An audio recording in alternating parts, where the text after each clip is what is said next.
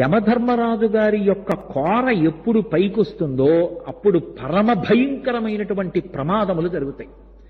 జరిగి చదవడానికి చూడ్డానికి కూడా రోమాంచితమై ఒళ్ళు జలధరించేంత భయంకరమైనటువంటి సంఘటనలు జరిగి జనులు నశించిపోతారు. ప్రమాదములు పొడసూపడం ఒకెత్తు, ప్రమాదములు జరగడం ఒకెత్తైతే అంటువ్యాధులు మొదలైనటువంటివి ప్రబలనం, వరదలు రావడం, అకాలమైనటువంటి వర్షాలు పడడం, బాహ్యమునందు సంపద పంట మొదలైనటువంటివి నశించడం, ఇవన్నీ కారణమై ఉంటాయి.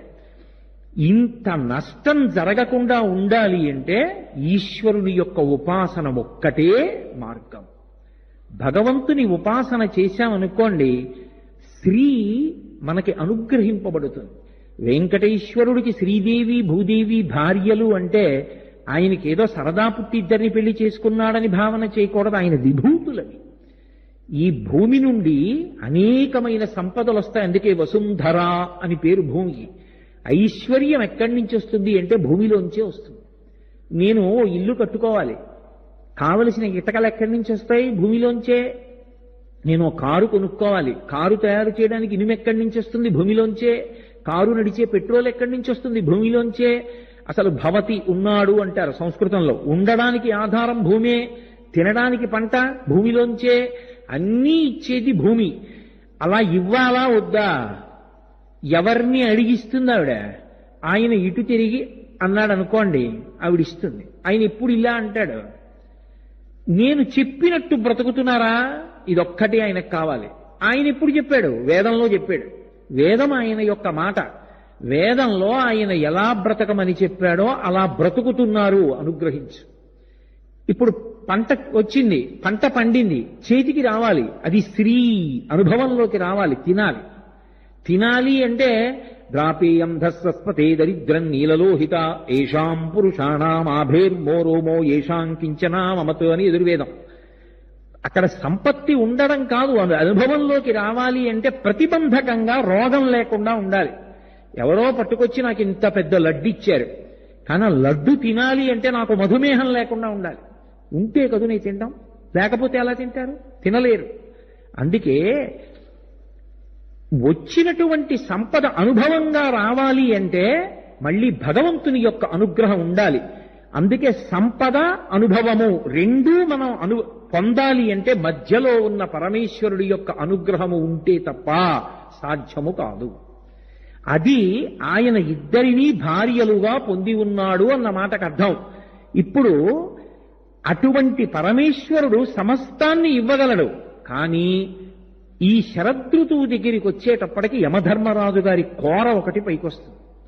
పైకి వచ్చిన కారణం చేత ఎక్కడ చూడండి పంట కాని, ఐశ్వర్యం కాని, మనుష్యులు కాని పరమ భయంకరమైన ప్రమాదములకు వశులై వెళ్ళిపోతూ ఉంటారు.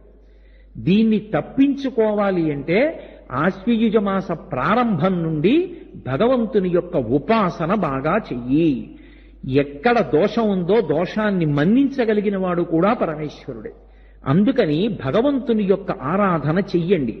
శరదృతువులో తప్పకుండా చెయ్యాలి, వసంత ఋతువులో తప్పకుండా చెయ్యాలి. అందుకే శారదా నవరాత్రులతో ప్రారంభం, అక్కడ వసంత నవరాత్రులు. 9 పట్టుకుంటే 9 అంకెలలో పెద్దది 10, ఒకటి పక్కన 0 పూర్ణత్వాన్ని పొందాలి ఆయన పక్కన. దానికి ప్రమాదము నుండి తప్పించుకోవడానికి ఈశ్వరుడి పాదములు వినా వేరొక మార్గము లేదు. కొన్ని ఉంటాయి, వచ్చేస్తోందని తెలుసుకోగలమేమో, తప్పించుకునే మార్గం మాత్రం నీ చేతిలో ఉండదు. గంటకి 200 కిలోమీటర్ల వేగంతో గాలి వీస్తుందని తెలుసుకోగలవేమో, సముద్రం పొంగి కొన్ని 100 గ్రామాల్ని ముంచెత్తుతుంది అని తెలుసుకోగలవేమో, సముద్రం పొంగకుండా చేయలేవు. 200 కిలోమీటర్ల వేగంతో గాలి వీయకుండా చేయలేవు. కానీ అలా ఆపగలిగిన వాడు ఒకడున్నాడు, వాడు ఈశ్వరుడు.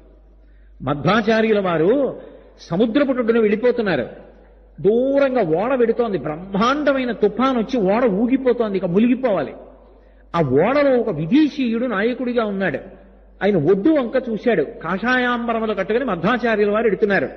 ఈ దేశంలో భగవంతుణ్ణి నమ్ముకున్న వారు ఏదైనా చేయగలరు వాళ్ళ ప్రార్థన చేత. ఆయన తెలుసుకున్నాడు. పెద్ద పెద్ద కేకలు వేశాడు, అయ్యా రక్షించండి రక్షించండి అని. కరుణాద్ర హృదయులు మధ్వాచార్యుల వారు. వెంటనే ఆయన తన మీద ఉన్న ఉత్తరీయం తీసి ఆకాశం వైపుకి ఇలా ఊపి ఆగో అన్నాడు. అంతే భక్తుడి ప్రార్థన పరమేశ్వరుడు మన్నిస్తాడు. తుఫాన్ అయిపోయి ఆగిపోగానే ఓడలో ఉన్నటువంటి నాయకుడు చిన్న పడవెక్కి ఒడ్డుకొచ్చాడు. మధ్వాచార్యుల వారి కాళ్ళ మీద పడ్డాడు.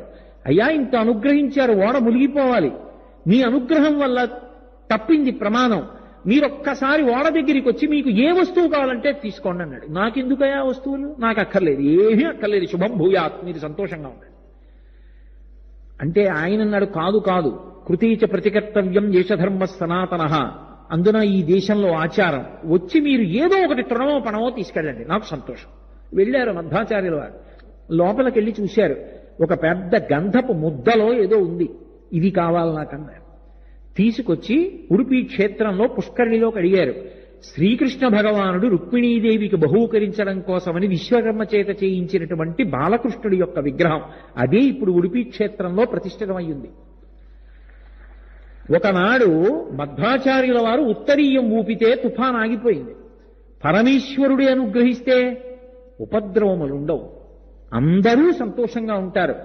ఏ కాలమునందు ప్రమాదము పొటమరించే అవకాశం ఉంటుందో ఆ కాలమునందు దానికి నివారణోపాయంగా నేనొక్కడిని రక్షింపబడడం కాదు, నాకు 7 అంతస్తుల మేడుందండి, చాలా ఎత్తు మీద ఉందండి, సముద్రం పొంగొచ్చినా నాకేం అవదండి, అవసరమైతే ఆ ప్రకటన వెలువడగానే నేను మా బంధువులింటికి విమానంలో వెళ్ళిపోగలనండి, నేను భాగ్యవంతుణ్ణండి, అది ఈ దేశ లక్షణం కాదు. నేను బ్రతకడం కాదు, నాతో అందరూ బ్రతకాలి. కారణం, మాతాచ పార్వతీదేవి పితాదేవో మహేశ్వర, మా తల్లిదండ్రులు వాళ్ళు, మేమందరం వాళ్ళ సంతానం, అన్నదమ్ములం, అందరూ బ్రతకాలి. అందుకని శం ద్విపదే శం చతుష్పదే, మనుష్యులు కాదు, 2 కాళ్లున్న మనుష్యులు, 4 కాళ్లున్న జంతువులు కూడా సుఖంగా ఉండాలి. సుఖంగా ఉండాలంటే భగవదారాధన చెయ్యాలి. ఎవడు అటువంటి శాసనం చెయ్యగలడో, ఎవడు అలా ఫలితాన్ని ఇవ్వగలడో అటువంటి వాడు అనుగ్రహించిన నాడు అసలు అటువంటి దుష్ఫలితములు కలగకుండా, ఉపద్రవములు ఏర్పడకుండా కాపాడగలడు. అందుకే యమధర్మరాజు యొక్క కోర పైకొచ్చేటటువంటి కాలం కాబట్టి ఈశ్వరోపాసన చేత నువ్వు రక్షణ కల్పించుకో. మనకి ఋషులు సూచన చేశారు. మీరు ఎప్పుడైనా గమనించండి, శరత్కాలం వచ్చినా వసంతకాలం వచ్చినా పరమ భయంకరమైనటువంటి ప్రమాదముల గురించి మనం చదువుతూ ఉంటాం. ఋషి ఉత్తినే చెప్పలేదు, ఛాందసత్వం కాదు, ఉన్న విషయాన్ని ఉన్నట్టుగా అర్థం చేసుకోవడానికి వినయము భక్తి అవసరమై ఉంటాయి. అది సత్యము అన్న మాట యందు విశ్వాసం ఉండాలి. అందుకని ఈ ఉపాసనా క్రమం వచ్చింది. ఇక ఈ కార్తీక మాసం దగ్గరికి వచ్చేటప్పటికి దీపం యొక్క ఆవశ్యకత చాలా విశేషంగా ఉంటుంది, ఎంతో గొప్పగా. అసలు ఆశ్వయుజ మాసంలో వచ్చేటటువంటి అమావాస్య నాడు ప్రారంభం. ఒక దీపం కాదు, ఆవళి వరుస, దీపముల వరుస ఎప్పుడు ఏర్పడుతుంది?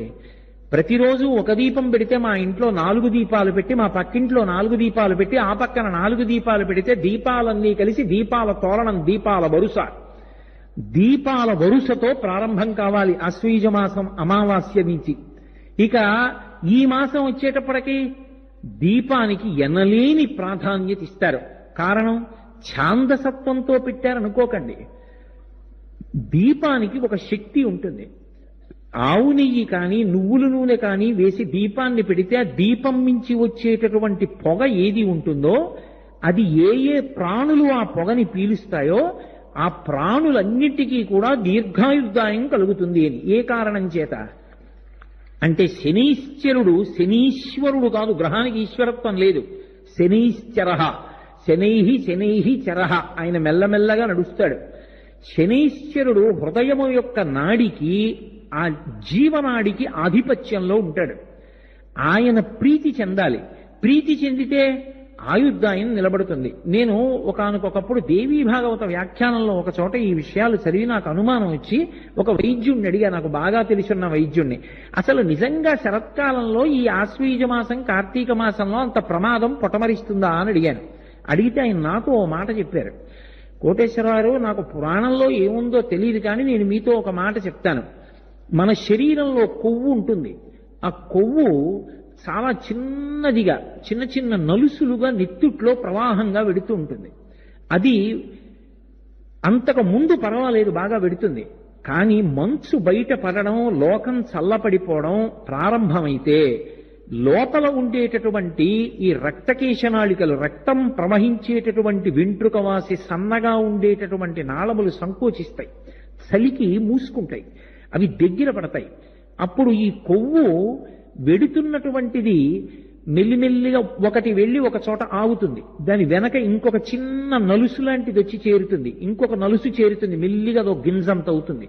అది ఏ మెదడు దగ్గరో లేకపోతే హృదయ కవాటం దగ్గరో అడ్డుపడితే, రక్త ప్రవాహం సరిగ్గా వెళ్ళకపోతే అప్పుడు పెను ప్రమాదములు సంభవిస్తాయి.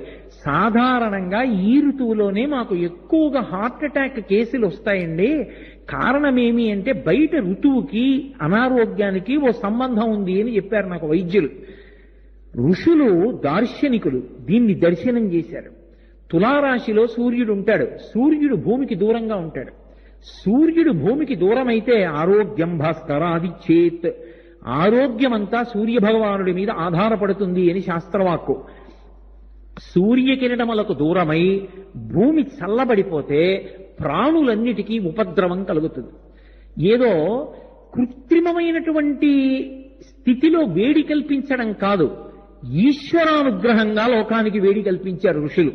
అందుకే దీపాలు వెలిగింపచేశారు ఈ ఋతువులో.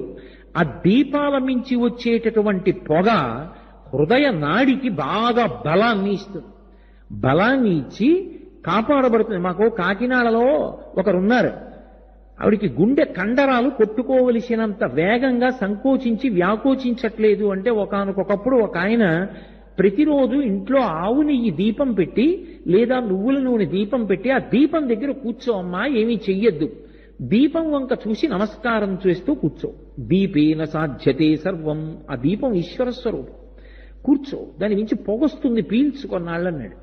ఆవిడ పీల్చింది. వైద్యులు ఆవిడ హృదయ కండరాలు బలపడి బాగా కొట్టుకుంటోంది ఇప్పుడు అని చెప్పారు. యథార్థంగా చెప్తున్నానండి. గోపాలకృష్ణ గారికి తెలుసు, వారు ఎవరో కూడా పేర్లు చెప్పడం ఇష్టం లేకని చెప్పట్లా. ఋషులు ఏదో అక్కర్లేని ఛాందసత్వం చెప్పలేదు. భారతదేశంలో దీపావళి పండగ నాటి నుంచి ఇన్ని దీపాలు ఎందుకు వెలిగిస్తారు? ఒకప్పుడు గ్రీస్ దేశానికి చెందినటువంటి శాస్త్రవేత్తలు పరిశీలనం చేశారు. చేస్తే వాళ్ళకు ఒక విషయం అర్థమైంది. వర్షాకాలంలో అంతకుముందు వేసవి ఉంటుంది, వేసవికి భూమి అంతా కూడా బాగా వేడెక్కిపోయి ఉంటుంది. అప్పుడు ఆ వర్షధారలు పడితే భూమిలోంచి వాయువులు పైకొస్తాయి, అందుకే వాసన వస్తుంది భూమి. ఆ వాయువు భూమి అంతటా విస్తరిస్తుంది. ఆ తరువాత వచ్చేటటువంటి ఋతువు ఈ కార్తీక మాసం దగ్గరికి వచ్చేటప్పటికీ రోగకారకమైనటువంటి క్రిములు వాతావరణం అంతా ప్రవేశిస్తాయి. పైగా పంట బాగా ఏపుకొచ్చి ఉంటుంది. ఇక పంటలు కోతలకు వస్తారు. కోతలు కోసినప్పుడు కంకుల మీద ఉన్నటువంటి ఆ క్రిములు ఏమవ్వాలో తెలియక అవన్నీ ఎగిరి ఊళ్ళల్లోకి వస్తాయి. ఊళ్ళల్లోకి వస్తే ఊళ్ళకి పెద్ద పెద్ద ప్రమాదకరమైనటువంటి వ్యాధులు పటమరిస్తాయి, అంటువ్యాధులు. ఇవి రాకుండా ఉండాలి అంటే పూర్వకాలంలో ఏం చేసేవారంటే దీపాలు వెలిగింపచేశారు. దీపానికి కీటకం ఆకర్షణ పొందుతుంది, అది ఊరి మీదకి వచ్చి దీపాల దగ్గరికి వచ్చి దీపాల మీద పడిపోయేది. పడిపోతే రక్షింపబడేవి. ఇది పరిశీలించాడు శాస్త్రవేత్త. ఆయన నారిమన్ బోర్వెల్ అని, ఆయన గ్రీక్ దేశంలో దీపావళి దీపోత్సవము అన్న పేరు తీసేసి లైట్ క్యాచింగ్ థెరపీ అని చెప్పి ఒక లైట్ ట్రాపింగ్ థెరపీ అని ఒక పద్ధతిని డెవలప్ చేశాడు. భారతదేశంలో ఆశ్వీజ మాసం చివరి నుంచి దీపాలు ఎలా పెడతారో అలా గ్రీక్ దేశంలో కూడా దీపాలు ప్రతి ఇంటా వెలిగించండి. పంటలు పాడు చేసేటటువంటి క్రిములు, రోగకారకమైన క్రిములు నశించి